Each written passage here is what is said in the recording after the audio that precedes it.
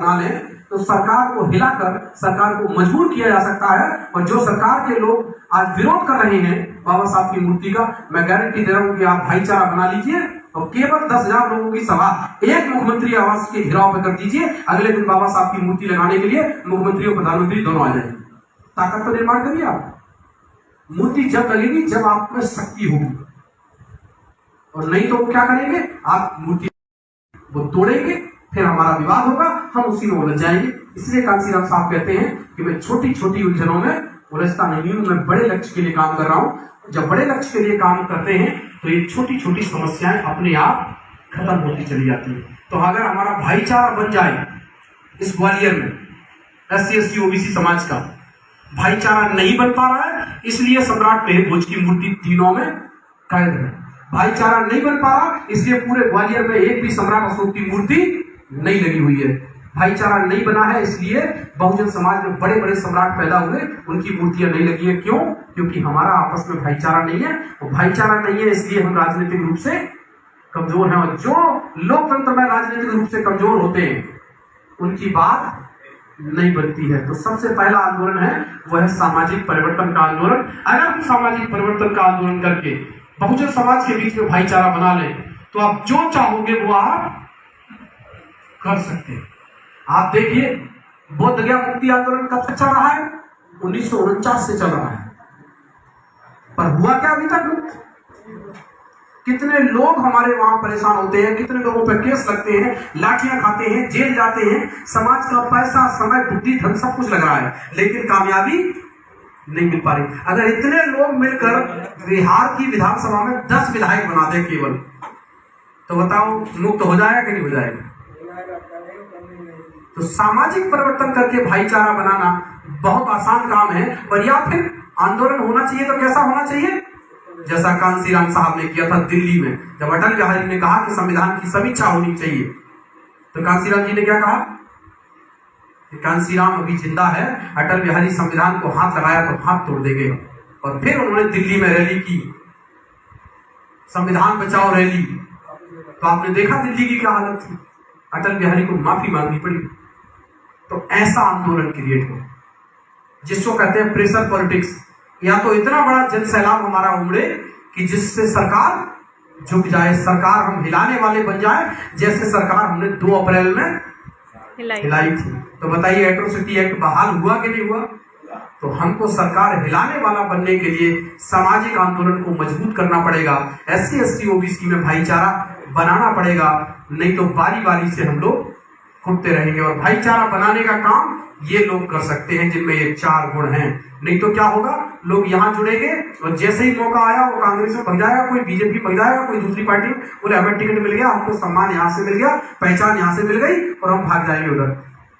जब तक ऐसे लोग समाज में हम तैयार नहीं करेंगे और सहयोग करने वाले लोग समाज में नहीं होंगे, तब तक ये काम पूरा नहीं हो सकता है। इसके लिए कांसीराम साहब ने TTT का फॉर्मूला कैसे लोगों का बनाया? जिन लोगों ने धर्म को अपने आचरण में उतारा। लेकिन अभी क्या होता है, किसी को भी संगठन में ले लेते हैं, चोरी करता हो, व्यभिचार करता हो, कुछ भी करता हो, संगठन में आ जाओ। खुद ने कहा नहीं देंगे, हमारे संग में वही आएंगे जो क्या करेंगे, धर्म को आचरण में उतारेंगे और ज्ञान को उपलब्ध होना चाहेंगे, निर्माण प्राप्त करना चाहेंगे, वही लोग आएंगे। क्यों? क्योंकि जो ज्ञान को उपलब्ध होना चाहते हैं, निर्माण की ओर जाना चाहते हैं, वही मानव कल्याण करेंगे। बाकी तो सब मानवों को लूटने में लग जाएंगे कि हमको कैसे लूटा जाए, हम कैसे और ज्यादा संपन्न हो, पर पैसा प्रतिष्ठा हमको ज्यादा से ज्यादा कैसे मिले, इसमें लग जाएंगे। इसलिए बुद्ध ने ये बात कही। बुद्ध से चर्चा की गई और पूछा गया कि तथागत समाज का नेतृत्व कौन कर सकता है? तो बुद्ध ने कहा कि समाज का नेतृत्व कोई राजा नहीं कर सकता, कोई जमींदार नहीं कर सकता, कोई सेठ नहीं कर सकता। समाज का नेतृत्व एक भिक्षु कर सकता है। अब प्रश्न पैदा होता है, भिक्षु क्यों कर सकता है? तो बुद्ध कहते हैं कि भिक्षु 2 जिम्मेदारियों से मुक्त होता है। ये बात क्रांति प्रतिक्रांति में बाबा साहब ने कोट की है। वो कहते हैं कैसे मुक्त होता है? बोले 2 जिम्मेदारियां भिक्षु के पास नहीं होती है। पहली वो कहते हैं कि भिक्षु परिवार की जिम्मेदारी से मुक्त होता है, और दूसरा भिक्षु पैसे की जिम्मेदारी से मुक्त होता है। इसलिए जो इंसान पैसे और परिवार से मुक्त हो जाता है वो इंसान मानव कल्याण का काम कर सकता है। फिर तथा तथागत कहते हैं कि कोई इंसान अगर पैसे और परिवार से मुक्त हो जाता है तब भी वो मानव कल्याण नहीं कर सकता। कब तक? जब तक वो सीलों का पालन ना करने लगे। इसीलिए उन्होंने भिक्षु के लिए सील अनिवार्य कर दिए। क्या कर दिया? भिक्षु के लिए सील क्या हो गए? अनिवार्य हैं। उपासक के लिए सील अनिवार्य नहीं है। अगर उनसे कोई भूल भी हो जाती है तो वो क्षमा याचना कर सकते हैं। आज कानून बन गया अलग बात है, उस समय पर अगर कोई गलती होती थी तो वो क्षमा याचना कर सकते थे, आज भी कर सकते हैं। लेकिन भिक्षु के लिए सीलहीनता तथागत कहते हैं अक्षम्य है। कैसी है?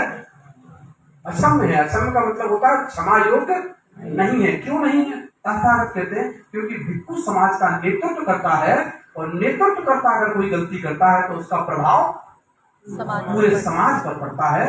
इसलिए भिक्षु का सीलों का पालन करना अनिवार्य है। और बुद्ध ने ये क्यों कहा कि समाज का नेतृत्व केवल भिक्षु कर सकता है और कोई नहीं कर सकता? क्यों? क्योंकि जिस समय पर तथागत ने संघ बनाया उस समय पर गणराज्य व्यवस्था थी। कैसी व्यवस्था थी? गणराज्य व्यवस्था थी। प्रत्येक गण का एक राजा हुआ करता था और हर गण में राजा का एक पुरोहित हुआ करता था। तो राजा क्या करता था? राजा से भी ऊंचा स्थान किसका था? पुरोहित का हुआ करता था। तो बुद्ध इस बात को समझ गए, अब मैं लौटकर वापस घर नहीं आऊंगा, अपनी जिंदगी क्या पे लगाऊंगा? अपने लक्ष्य पे लगाऊंगा। इसीलिए हम लोगों ने फैसला किया अब मूवमेंट करेंगे तो लक्ष्य तक पहुंचेंगे। पर मूवमेंट करेगा कौन?